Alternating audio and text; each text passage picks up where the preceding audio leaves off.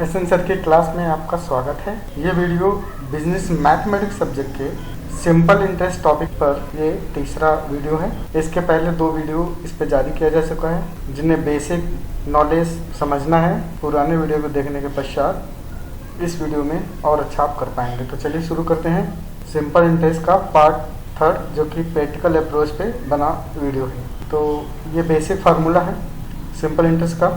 इस फार्मूले के आधार पर सभी क्वेश्चंस को सॉल्व किया जा सकते हैं, जिसमें एसआई का फार्मूला है SI is equal to PRT divided by 100, principal is equal to SI into 100 divided by RT, rate of interest is equal to SI into 100 divided by PT, time को find out करना है तो time is equal to SI into 100 divided by PR। आप देख रहे हैं interest का formula छोड़कर बाकी सभी फार्मूले में SI पहले फाइंड आउट किया जाएगा, उसके बाद फार्मूला को इम्प्लीमेंट किया जाएगा। SI का फार्मूला क्या है? अगर आपको अमाउंट अर्थात मिश्र धन ज्ञात हो तो P से माइनस कर लें आप, तो SI फाइंड आउट हो जाएगा। P इक्वल टू प्रिंसिपल है, P को फाइंड आउट करना है और आपको अमाउंट और प्रिंसिपल ज्ञात है तो P को फाइंड आउट कर लेंगे, दोनों को माइनस करके कर सकते हैं। अगर आपको RT ज्ञात हो और अमाउंट ज्ञात हो तो P ऐसे भी निकाला जा सकता है, P is equal to A divided by in the bracket 1 plus RT। चलिए अमाउंट की बात कर लेते हैं। Amount is equal to P plus PRT divided by 100, और अमाउंट को इस तरह से भी फाइंड आउट किया जा सकता है, A is equal to P in the bracket 1 plus RT। तो इस फार्मूला को अप्लाई करके आप अमाउंट की गणना, मिश्र धन गणना कर सकते हैं। यदि आपको प्रिंसिपल और SI दोनों ज्ञात हो तो इस फार्मूले से अमाउंट की गणना की जा सकती आसानी से।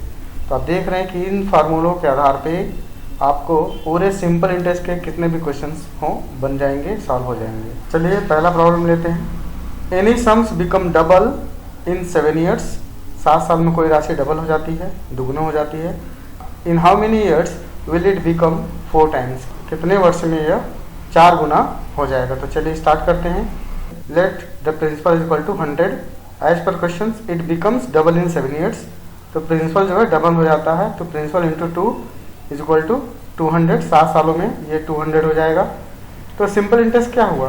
सिंपल इंटरेस्ट का फार्मूला है A माइनस P। अगर A फाइंड आउट है, 200 निकाला आपने, दुगना हो जाता है, तो 100 था अब 200 हो गया, अर्थात A 200 minus 100 is equal to 100 in 7 year. 7 वर्ष में ब्याज SI 100 हो गया।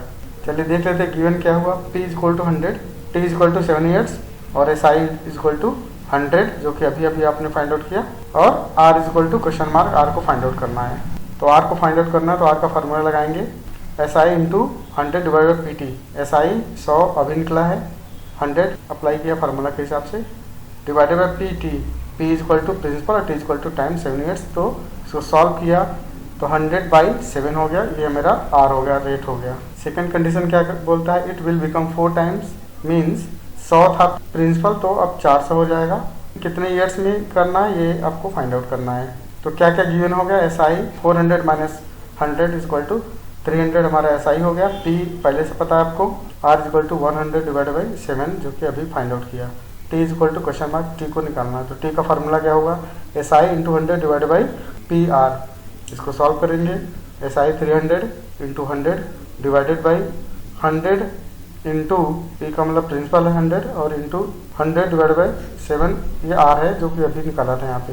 इसको अप्लाई किया तो ये 30,000 into 7 divided by 10,000।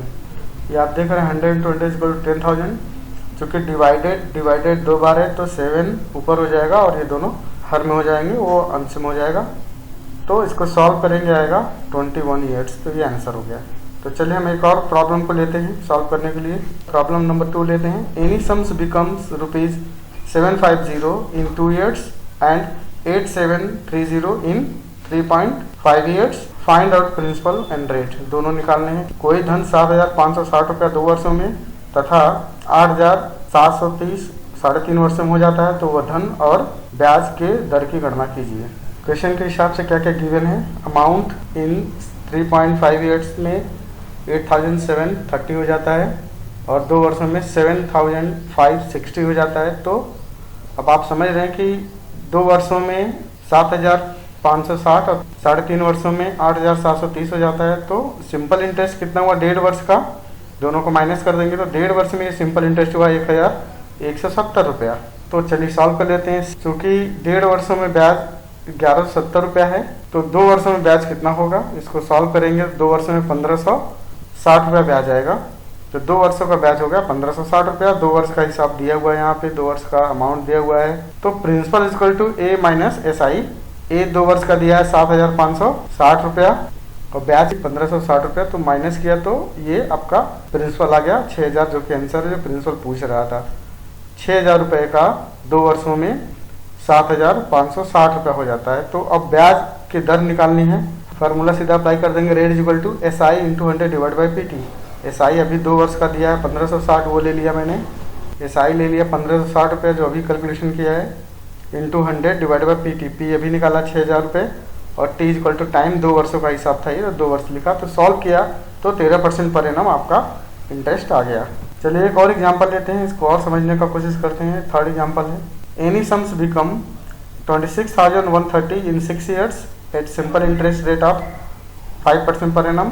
In how many years will it become rupees 30,150 with the same interest rate? Rate of interest same है। तो कोई धन 26,160 रुपया 6 वर्षों में हो जाता है 5% की दर से, तो वह 30,150 रुपया उसी दर से कितने वर्षों में हो जाएगा। तो चलिए क्वेश्चन को सॉल्व करते हैं। समय को ज्ञात करना है तो क्या क्या गिवन है ये देख लेते हैं। अमाउंट 26,130 रुपया और 5% की दर दिया है, टाइम दिया 6 वर्षों में। तो P निकाल लेते हैं, क्योंकि अमाउंट दिया तो P निकल जाएगा।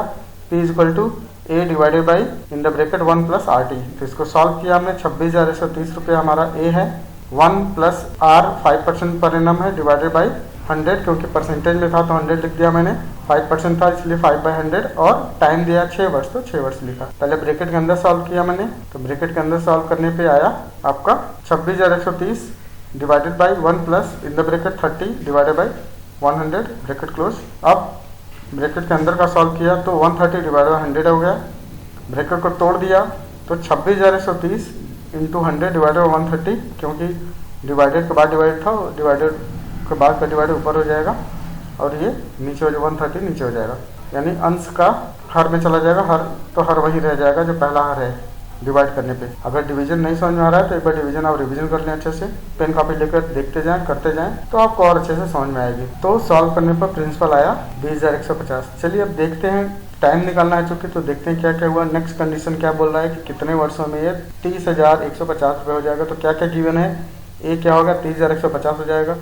प्रिंसिपल अभी भी निकाला हमने 20,100 और रेट 5% की उसी दर से बोल रहा था क्वेश्चन में, तो उसी दर से लिया। और टाइम को निकालना चूंकि क्वेश्चन मार्क लगा हुआ है, तो एस आई निकाल लेते हैं। चूंकि ए और पी दोनों ज्ञात है तो माइनस कर देंगे, S I equal to A minus P. तो इसको सॉल्व किया तो 10,050 आपका एस आई आ गया। टाइम की गणना करनी है तो फार्मूला लगाएंगे, time is equal to S I into 100 divide by P R. इसको सॉल्व करना है तो देखेंगे, तो फार्मूला पुट करेंगे। एस आई दिया हुआ है 10,050 लिख दिया इंटू 100 डिवाइडेड बाई पी दिया था 20,100 और टाइम दिया था 5, रेट दिया था 5। तो इसको सॉल्व करेंगे। सॉल्व करने पे क्वेश्चन में क्या बना, चूंकि 5 रेट है तो रेट परसेंटेज में है 5%, तो 100 से इसे मल्टीप्लाई होकर 5 से डिवाइड करेंगे तो आएगा ये 1,05,000। इसको सॉल्व करने जाएंगे तो सॉल्व करेंगे तो आएगा 10 ईयर्स। तो ये 10 ईयर्स आपका आंसर हो गया कि 10 वर्षों में वह धन 30,150 रुपये हो जाएगा। 6 वर्षों में जो 26,130 रुपया होता है वो 10 वर्षों में 30,150 रुपये हो जाएगा। बेसिक आपको अगर वीडियो देखनी है तो पुराना वीडियो देखें, पार्ट 1 और पार्ट 2 को ध्यान से वीडियो देखें, उसके बाद इसे देखेंगे तो और अच्छे समझ में आएगी। हालांकि साई की गणना करना बहुत इजी होता है, जिन्हें थोड़ा दिक्कत हो रही है वो पहला और दूसरा वीडियो देखें, फिर इसे देखें तो और अच्छे समझ में आएगी।